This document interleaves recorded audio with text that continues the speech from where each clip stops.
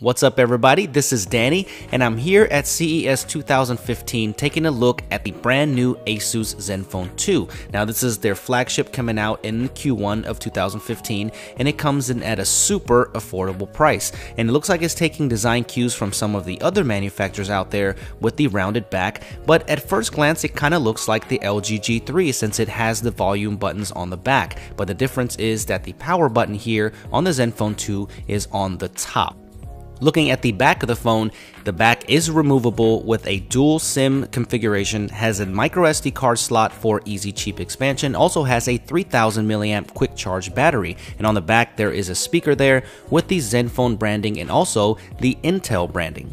Coming around to the front, this is a 5.5-inch 1080p display at 400 nits brightness, and inside it's being powered by the brand new quad-core Intel Atom chip at 64-bit, and it also has 2 GB of RAM on this version I'm messing with, but also comes in a 4 GB version with dual channel RAM configuration. Yes, I said 4 GB of RAM. Now it's available in these cool colors like red and white, and also many multiple colors, so you'll be able to get the one that you like when it is available.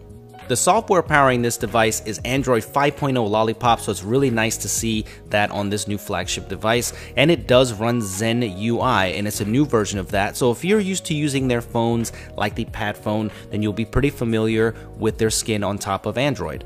Just messing around with it here on the show floor, everything seemed pretty responsive with the UI, swipes, and gestures. Everything seemed pretty fluid, but I tried to run a ton of applications on here. I had a ton running, and I did get it to stutter a little bit here, but these are only the 2 GB of RAM versions, and the 4 GB of RAM versions I could not get my hands on, so I'm pretty sure that the performance will be good on those. But these are only $199 when they become released for the 2 GB version, which is an incredible deal when it comes to all of the specs and all of the features that you're getting with this phone. So I'm definitely looking forward to seeing if this will be the best budget flagship of 2015. No word on which countries will get this release yet, but does have a ton of LTE bands to support a worldwide release. Now here is the new Zen UI. All you have to do is tap on the home capacitor button twice and it shrinks it down to a one-handed gesture, and you've seen this before to make it easier to use with one hand.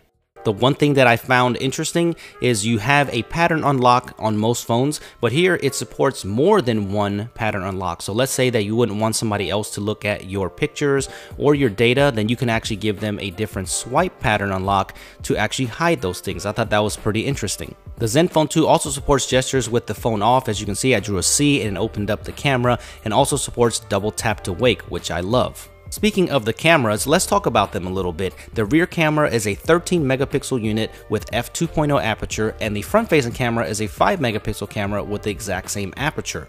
The software is very basic. It's almost the same as I've seen on all of the other Asus phones before, and the video quality is maxed out at 1080p. I don't see any options here for 4K recording, and it looks like the camera UI works exactly the same here as most other ones. All you have to do is pinch to zoom here to get some zoom with digital zoom, and the shutter is pretty fast on first inspection here, and so is the focus. So I cannot wait to get my hands on this to do some real-world testing and give you a good sample of what this camera can do.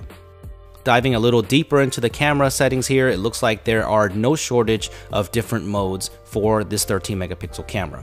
So let me know what you think about the new Asus Zenfone 2. I think this could be a very important device this year. It's only $199 for the 2 GB of RAM model. Of course, 4 GB of RAM will cost you a little bit more, but I think it's very feature packed and I like the hardware, so I cannot wait until this thing gets released. So make sure you subscribe to my channel if you haven't already for more content like this, and I will see you guys in the next video.